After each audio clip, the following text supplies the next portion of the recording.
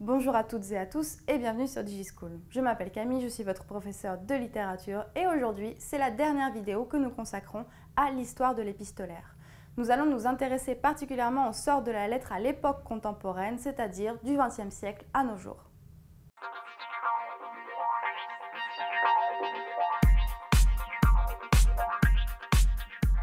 Le XXe siècle est le siècle d'un véritable essor de la correspondance privée. On n'a jamais autant écrit.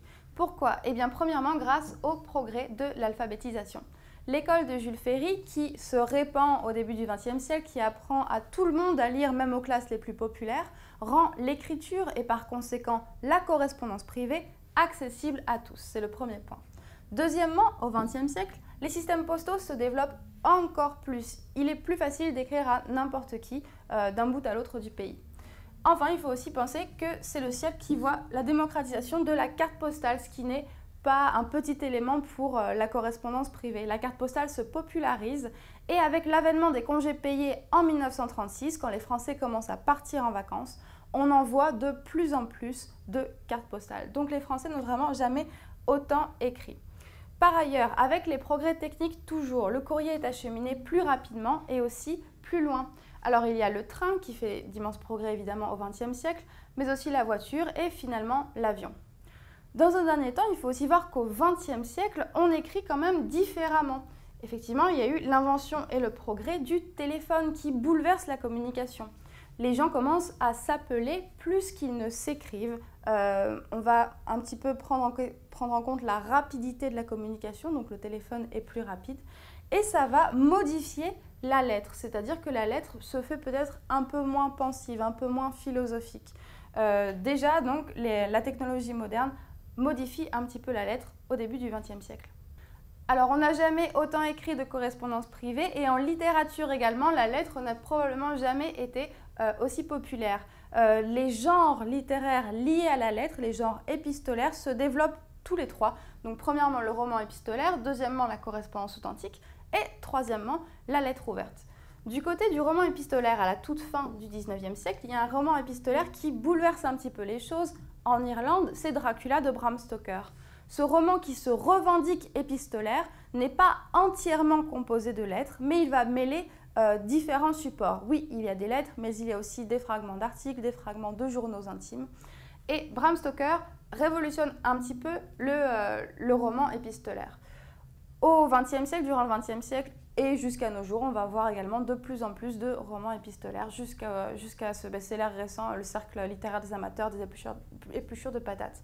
De plus en plus de romans épistolaires donc. Le XXe siècle, c'est aussi le siècle où le lectorat commence à s'intéresser de plus en plus aux correspondances privées, donc des correspondances authentiques, mais qui vont être publiées. Alors, j'aurais pu parler ici des lettres de Vincent van Gogh, le peintre, donc des lettres à son frère Théo qui sont publiées. C'est aussi l'année où le public commence à s'intéresser, par exemple, aux correspondances du XIXe siècle, celles de Flaubert, celles de Sand, etc. On a choisi ici un exemple de correspondance du XXe siècle. Ce sont les lettres que Jean-Paul Sartre a adressées à sa compagne Simone de Beauvoir, donc qui ont été rassemblées par elle-même sous le titre « Lettres au castor » et qui ont été publiées de manière posthume. Ce qui est intéressant dans cette correspondance privée en particulier, c'est qu'on voit que Sartre, donc qui est un philosophe reconnu, qui est un écrivain reconnu, a conscience de son vivant lorsqu'il écrit les lettres à Simone de Beauvoir, que ces lettres sont susceptibles d'être publiées plus tard. Donc on voit que la lettre authentique de l'écrivain, il considère cette lettre authentique comme partie intégrante de son œuvre. C'est quand même une évolution du point de vue de la correspondance authentique qui passe au statut d'œuvre littéraire.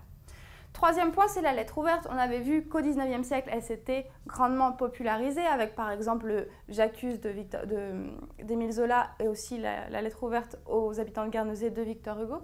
Au XXe siècle, la lettre ouverte varie les supports. Donc l'une des plus célèbres, c'est la chanson de Boris Vian, Le Déserteur. C'est donc une lettre en chanson qui commence par « Monsieur le Président, je vous fais une lettre ». Une fameuse lettre ouverte à travers laquelle Boris Vian va dénoncer les excès de la guerre. Qu'en est-il de nos jours? Qu'en est-il au XXIe siècle? L'épistolaire a-t-il toujours autant le vent en poupe qu'au XXe siècle? Eh bien, il y a plusieurs nuances à apporter, notamment en raison de l'Internet, de ce qu'on pourrait nommer la révolution Internet. Aujourd'hui, avec l'accès Internet généralisé, on écrit beaucoup, mais on écrit également différemment. Le courrier diminue, vous vous en êtes probablement rendu compte, il est de plus en plus rare de recevoir une carte postale ou une lettre, et de plus en plus courant, voire même systématique, de recevoir soit des mails, soit des messages sur les réseaux sociaux. Alors, on pourrait penser à une disparition de la lettre. Et d'un certain aspect, c'est vrai. Par exemple, si on pense aux lettres du 18e, du 19e, du 20e, qu'on a notamment étudiées dans cette série de vidéos, on a vu que certaines de ces lettres se laissaient le temps d'être méditatives, d'être philosophiques. Si vous repensez aux lettres, les lettres des philosophes du siècle des Lumières, par exemple, ou aux lettres poétiques de George Sand et Musset.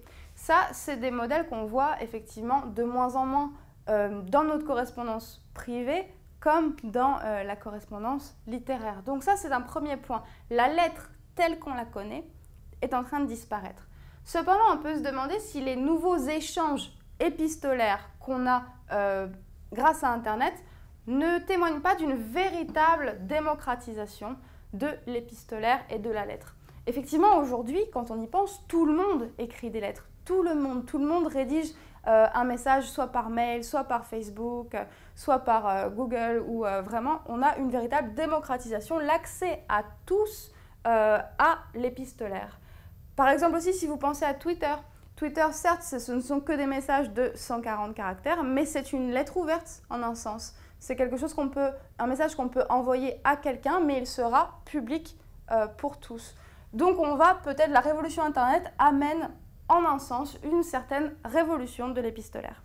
C'est la fin de notre série de vidéos concernant l'histoire de l'épistolaire. Merci de l'avoir suivi et n'hésitez pas à consulter les autres vidéos de la chaîne. À très bientôt sur DigiSchool.